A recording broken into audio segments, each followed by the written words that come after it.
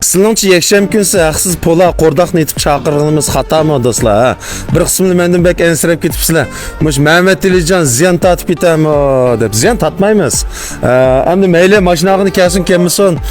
Yakshanba kunsi shu qo'rdoq polani etib ham do'stlarni bir tamoq taklif qilyapmiz. G'oy do'stlar yetmidi. Nurg'un do'stlar kelib yeb ketdi. Haqsiz bu. Shundami biz pulimiz demedik. Mana bugunmi yakshanba kunsi qaranglar men qo'rdoqni etib tayyor qo'ydik tushlik tamoqqa. Go'sht bormi ya mana ichida? Ama bir qism do'stim ishada kichiknam nasli edemalda pishir go'sht yo'q deydiganlar bor ekan. Shundami ya? Endi haqsiz chiqasim emedan rasib bo'lmay ekan. Lekin do'stlar endi bugun yakshanba kunisi ko'pincha do'stlar bozor aylanig'ini kelisizlar. Endi bu bozorimizning o'rmiti.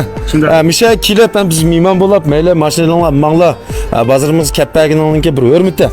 Biz endi shunda ishni qilib ko'nglimizni xushal topadi ekanmiz, xushallik topadi ekanmiz.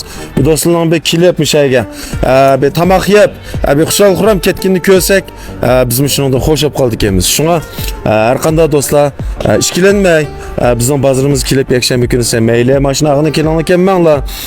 Men mush tamoqni bir yeb o'xshagan qo'rdoqni. Endi kim bir bazırımızdaki bir muhitinden bir hazırlangaç bir ketkeysizler. Kelsanglar quruq ketmaysizlar do'stlar. Ishdan chiqsanglar enek suv yurib mashina oldigan do'stlar olib qolsa, shu bir bak may yoki go'xo mashina qilib turyapmiz. Bu ko'ngil emas. Hamda az bir qismlarda voy bozorga adam jug'lamoqchi, o'qimoqchi deb bizni xato tushayotgan do'stlar bor. Mayli, nima deb o'ylasang o'zingning ishi. Bu hamda bizningki qilayotgan ishimiz. Nurg'un do'stlar qo'shildi deb o'ylayman, shundami?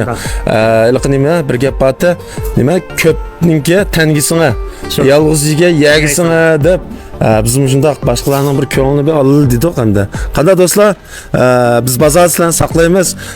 Shu har qanday do'stlar kelib tush tamoq yeb ketinglar. Men qo'rdoq ish qaza etdik, 5-6 kishi chiqdi. Albatta saylam emas mana. Nonlarimizni tayyor. Ma'mi haqsizmi? Afsab qalsanglar doğum bor mana. Ichimlikmi bor. Ahmadjon ustamga meni xaplaqli ketdi. Bozorimni o'tdi yakshanba kuni sevmishadi. Haqsiz tamoq yetirdi. Chaqchaq ketma. Pulni men chiqarib aytgizsam siz xaplab mishadi. Undan do'stlar, sen bozor saqlaymiz. Xayr xo'sh.